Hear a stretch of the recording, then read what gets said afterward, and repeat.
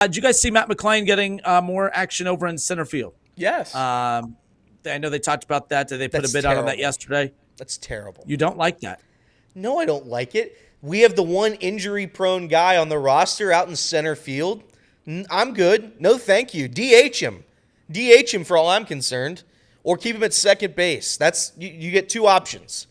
I can't have Matt McLain run into a wall or colliding with another outfielder in whatever league this is, whatever fall or whatever winter league this is, and him getting hurt for next season. He needs to be healthy. I know he wants to play. He wants to get as many reps. He wants to be ready for spring training. I get all that. I can't have an injury, and I think you're more injury prone in center field than you are at second base. So I'd like this nonsense to stop. Get him on second base. Get him in the infield. Let him play in the infield, and that's that. No more injuries, please. I'm extremely pro trying Matt McLain in center field and seeing how it goes. He played over 100 games at center field at UCLA. I think he's the most logical player to switch positions because we have India at second who plays it at a relatively decent level. And if you're not going to move on from India, I think moving McLain is a much better decision than moving Ellie. And I think that's the thing that's going to happen if India stays, because I think it's more likely one of those two young guys moves than India moves, which I think is crazy. But I think that's more likely. And if I have to pick, it's Matt McLain to center field. I just think the one guy that's had serious injury issues over the past 2 seasons, putting him into a spot where you can get injured like TJ Friedel did heading into this season on a routine play, I don't think that should be the method for success here. I think this is wrong. I'm against it. Don't get it twisted. I want Jonathan India out and Matt McLain at second. That's what I want. I'm saying I think the most likely scenario at this point is that they're not moving India, because I think we would have seen it by now if they had that plan. And I guess we kind of did in the offseason last year, so maybe. There's a chance we still get rid of him, but I don't know. We'll see. Well, I mean positions. Oh, India switching is not going to switch positions. Right, so I think you have to switch McLain then. No, if India, I think there's a chance India gets traded. I still think there's a chance that India might just be a bench guy, utility guy. Okay, fair. I think that's at least my opinion on it. So it was Charlie Goldsmith on not too long ago. And he talked about this very thing, that Matt McLain had kind of let the team know that he's willing to be versatile and play different positions. And you're right. I wish I can't remember the league that they're playing in right now. But with that being said, there is limited opportunities out there. So what he had told them is that he is willing to play whatever position that he needs to play to make sure that he gets the reps and the at-bats and just the time out on the field that he needs. And I think they're just experimenting with it right now. I don't know big picture. Charlie Goldsmith, at the time when he came on with us, did say to not look too much into that that's more the situation at hand for the league that he's playing in, more so than what they view him big picture. But I don't think if you were going to experiment with him in the outfield, doing it now is probably the time to do it. Just see what his range is, see what he looks like when he's out there. I don't think it's a bad idea. The bottom line is right now the Reds have a lot of guys that are going to have to be versatile and play a couple different positions. I don't know how many guys you have locked in at a certain position outside of Elliott Short. So there's going to be guys that are going to be playing multiple positions. You might as well try to figure out who's best where. And if there's a time right now, as we sit here in October, and of course the Reds aren't playing in October, now's the time to experiment with that and see what he does. I'm not going to overreact to it, but I will say if he's good enough to play center, so be it.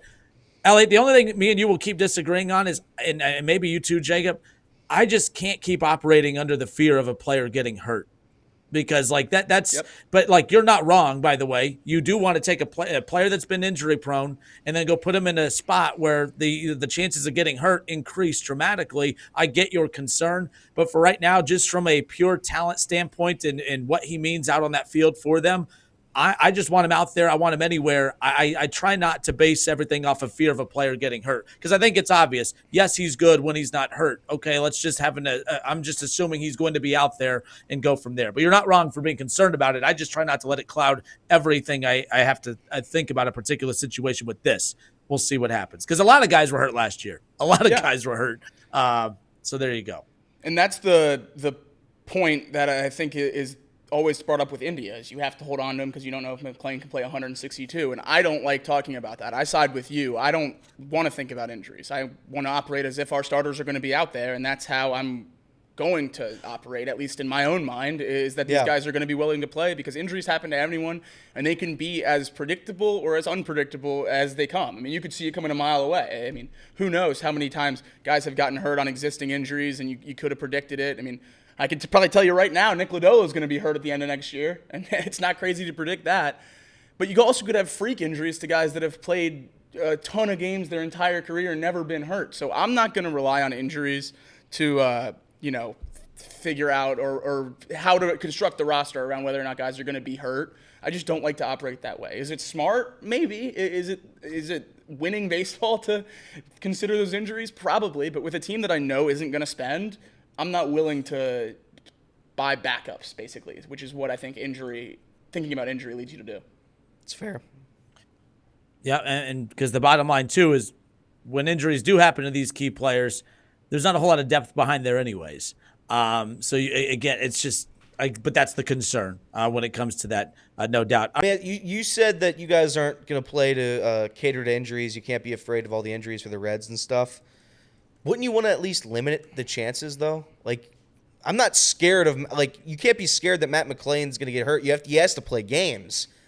But he's now going to go to a position where injuries are certainly at greater risk than at second base. If he plays second base every day for the next 3 months until baseball starts, 4 months until baseball starts – then yeah, I'm fine with that as long as it's at second base. But moving him to center field at this moment when you have TJ Friedl, who just pretty much lost his entire season because of what happened before the year in center field, I don't get why you guys are on that side. I get not wanting to be afraid of injuries, but at the same time, you're increasing the risk of a guy that's been hurt twice in his 2 years to get hurt again before the season.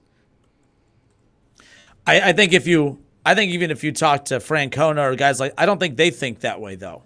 And I think that's what's kind of behind the decision-making of this. Now, the best situation or scenario I can compare this to was a couple years ago with the Tyler Stevenson debate, when he was having a lights-out season, but I think he had like 3 different IR stints where, again, playing the most physical position in baseball at catcher. And there was serious talk about, obviously him splitting first base with Joey Votto at that time because, hey, they wanted to get him out from behind the plate. But he didn't want out from behind the plate. Tyler Stevenson was adamant. He's a catcher. He didn't want anything to do with that. But, hey, he's been healthy since then. I mean, he's missed some time here and there. But overall, we haven't really talked about it since. I just think we're afraid because of what we've seen from the injuries that happened in the first season that bled into the second season. I don't know. You're not wrong. This is a very weird topic. It's right in the middle for me. I was on the Tyler Stevenson move to first base train. I was absolutely on that because – you want your guys to play games, and if they're not unable to play games at the position there that they play in, they can't play. They're useless to us. So yeah, I was on the move that Tyler Stevenson trained to first, and to be clear, Tyler probably wanted to remain a catcher because he knows he is a far more valuable asset to any team as a catcher than as a first baseman. You get paid more as a catcher, you're valued more as a catcher, you're regarded more as a catcher. And he wasn't ready to leave that just for a couple injuries. And for the record, the Reds stuck with him at catcher, and it's worked. So maybe that's a testament to it. But I'm just saying, for Matt McLain specifically, I can't do it. I can't do it because there's also the where's TJ going to go? If TJ goes to right field, Matt's in center, then we just don't upgrade the outfield really at all. Matt McLain, that's a pretty drastic upgrade to the outfield. It's Matt McLain over one of those corner outfielders we had this year. Pretty drastic. Yeah, but then you take away from the infield, then you have to upgrade the infield. So I'm saying you don't really upgrade. If you don't move Jonathan India, then he's playing second base. I don't think Jonathan India starts. That's where I think the disconnect is. I don't think Jonathan India is going to be. Why is he on the roster?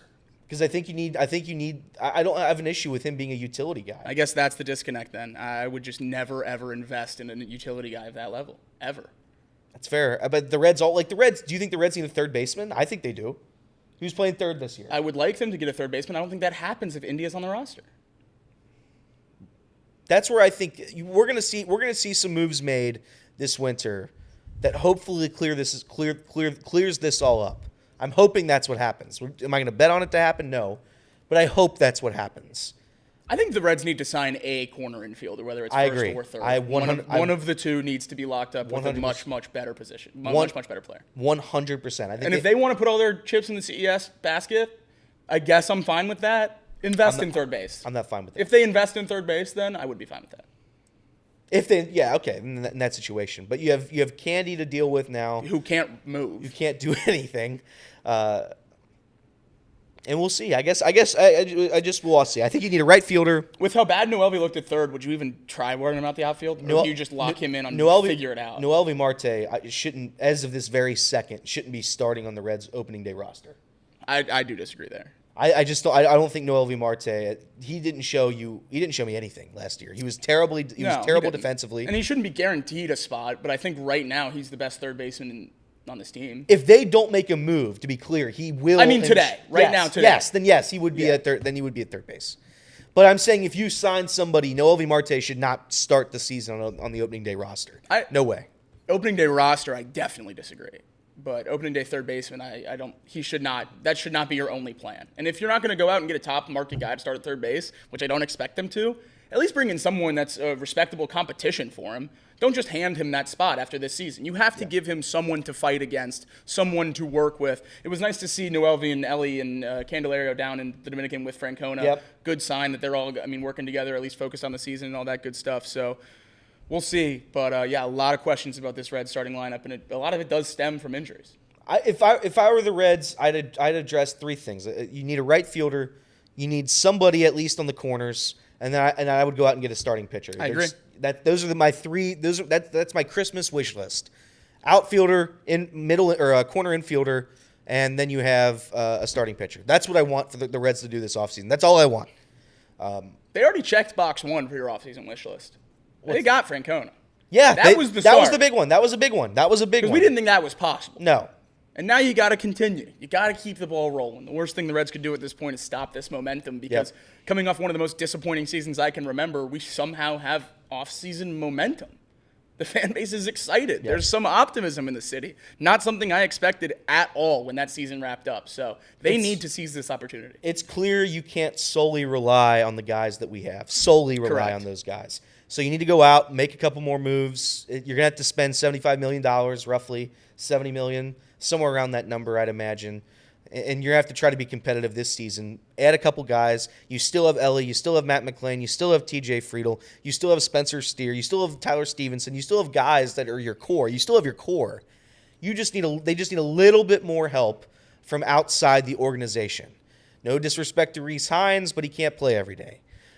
No disrespect to Stuart Fairchild. All these guys, they can't play every day. So you got to go out and get some starting or some at least veteran starters that we can rationalize being on this team. We can't have Levi Jordan and the rest of the platoon guys from AAA come up and get meaningful at-bats. It can't happen anymore. Random thing here with you speaking of injuries, like Nick Lodolo. Are we at the point, do we still view him as like a legitimate long-term starter in Cincinnati, or do they need to start kicking the tires in the idea of him being a centerpiece of that bullpen? Because he concerns me health-wise. If you want to talk about health, I'm more concerned about the health of Nick Lodolo than I am about Matt McLain and some of the others. I'm worried. What I'm most worried about is whether he's actually as good as what we think. Because we saw how good he can be in that stint that season, but again, that was 2 seasons worth, and he's been injured for most of that. I just need to know that he's actually as good as what we are awarding him with the idea of him being based on the limited time that we've seen him. That's my concern there. But Nick Lodolo, I'm more concerned about his health issues than I am the other way around. I don't trust Nick Lodolo to have a healthy season. We're at that point, and I know it's early in his career. When he's been on the field, he's been dominant. He's been the two of the 1-2 punch of Hunter Green and Nick Lodolo. He's been very, very good. But I'm not going to sit here and pretend that I think Nick Lodolo is going to be able to have complete seasons. I just don't buy it anymore. You saw it this year. Once he got hurt, it was over. That second injury destroyed his season, and he was never the same pitcher. Next season, I think he's going to start out really good like he always does. He's going to have a month of elite baseball, and then at some point it's going to go down the drain when he takes one little injury spat. And that's what I think. That's what I think. Unfortunately, is going to happen. I really don't try to knock guys for getting injured. I try not to. But if you're not available, that's what I judge you on mainly. Nick Senzel was never available. Not ever. Never. Could I rely on Nick Senzel to be healthy? Nick Lodolo, kind of in the same boat. So we'll see what happens. That's why I think getting a starter from outside the organization is key. And I also think at some point the Reds have to start trading some of the pitching depth you have. At least not all of it, but there's so many young pitchers you have in the minor leagues. How much pitching depth do we really have after those end of season injuries? Yeah, There's not a lot of wiggle room at that starting position anymore. That's a fair point. But what happens with Graham Ashcraft? Does Graham Ashcraft start in the bullpen next year, or is he starting AAA? I think one of those three guys is not on the Reds next year. Abbott, Lodolo, Ashcraft. One of those three guys is moved before the season. That's fair. I would personally vote Abbott. I would vote Ashcraft, but I think Ashcraft's the worst of the three. I just think with what we've seen from Abbott is it's kind of he's going to have a great first 3 months and fall off the face of the cliff after July. And if you can get significant return for him, I would rather do that because what we've seen out of Lodolo, I can still just sit there and pray that he's going to be healthy at some point because he is really good when he's healthy. It's the other two guys, Ashcraft and Abbott, that really do, cloud my judgment because Ashcraft, we've seen him look like the best pitcher in baseball for like 3-4 start stretches. Yeah. And then he allows 20 runs to the White Sox 2 years ago. I mean, I know that's not the White Sox team of this year, but still not a top-level team. I mean, it's abysmal to see that kind of stuff, and I don't think Ashcraft's a starter, really. I think he is a bullpen guy. I agree. So if you can dump him with someone thinking he's a starter, then maybe that's a way to get more value than you think you actually have in there. But, yeah, I think one of those three starting pitchers is going to be moved. By the way, Nick Kirby puts in the chat, I didn't see this yesterday. Mark Sheldon reported that the Reds are unlikely to sign any substantial contracts this offseason. There was another report that teams are losing or expected to cut payroll 20 to 50% due to what's happening with Bally. So the Reds' payroll last year was 100, 106. We're looking at a $53 million payroll. Yeah, if that's what happens, then the Reds have no hope ever. Ever. So, I'm hoping that report is exaggerated. I'm hoping that's not what's going to happen. But to be clear, the Reds will not make the postseason with a sub $100 million roster. It will not happen. So if that's what's going to happen, there's almost no point to watch the Reds next year, other than Ellie De La Cruz. Well, yeah. I'm just trying to figure out, how good of a hitter is Terry Francona at this point? Because you're going to need him. We might have to be relying a little player manager role at this point. That's unfortunate. I think we were all just holding out hope that wouldn't be the case. But yeah, I think we all kind of kept it in the back of our minds that that's a possibility that the Reds were not going to be aggressive. But hey, we'll wait to be disappointed in that until November, December when that time comes. That makes this Matt McLean to center field move make no sense at all. Well, if you can't increase payroll, then you have to have Jonathan India playing second, and you have to improve the outfield somehow. So you put McLean out there. I think it makes a little more sense. Yeah, get ready for 160 in Noelvi, buddy. What a disaster! I can't wait for Nick Martinez to start 4 games at the end of the year. If the Reds don't make a move, if they don't make a substantial move, not one this offseason, I'll be disappointed. What do you consider substantial? A $20 million contract. A $20 million a year contract. If you want to say, I think you could get. Look, Castellanos was give him a chance. Castellanos was a $15 million a year guy, and look at what he brought to the table. I don't know about 20, but a $15 million, that 10, you can get that kind of production in there. Castellanos was huge for the Reds, and they got him around that 15 number. What was Candy? 18. I think that counts. Was he 18? Was it a bad signing? Yes. No, Candy, that level of signing, Candy was correct. Candy was a big signing. So give me 17. All right. If you give me a Candy if you give me a Candy player that's actually good, then no. What would I always say? What's that? Process, not results. Okay. All right. Well, all right. Any $17 million contract. If the Reds go into the season with an under $100 million payroll, I am going to be distraught. Oh, I'm just not going to watch the games. That's what's going to happen. I'm not going to watch from the start. Off rip. Correct. I don't think you would. I think you're lying. Maybe I'm lying, but towards the end of the year, I won't watch. Certainly, That's I didn't watch the end of this season. You have no chance of competing at all with an $80 million roster or whatever. No, nope, none, zero. Baseball rocks.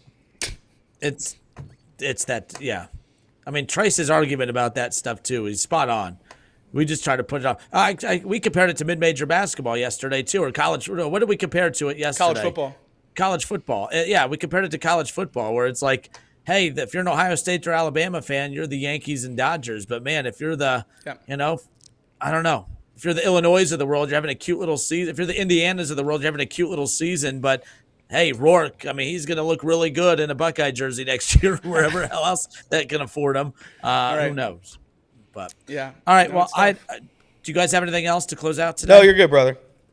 All right. Well, you guys enjoy the rest of your day. Yeah, you too. I was going to try to find this Sheldon report. Find it. We got time. I'm trying to find it. Filibuster. We're boxing after this. We are boxing at, what are you, 12:20? 12:30? 12:20, 12:30? Right around there. Right around there. I can't filibuster anymore, Elliot. Well, I'm trying to see. Oh, my bad. Yeah.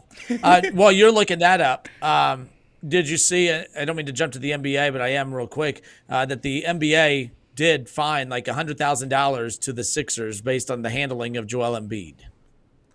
Yeah. So I know, Elliot, you were Good, fired up about that, because- but yeah. No, great. It means nothing. It means nothing. And that's the thing with these, they continue to levy these fines against teams for going against, what is it, the player personnel policy or player conduct policy. I mean, it's not moving the needle. I think the Sixers are doing something that we're going to see a lot more teams do soon.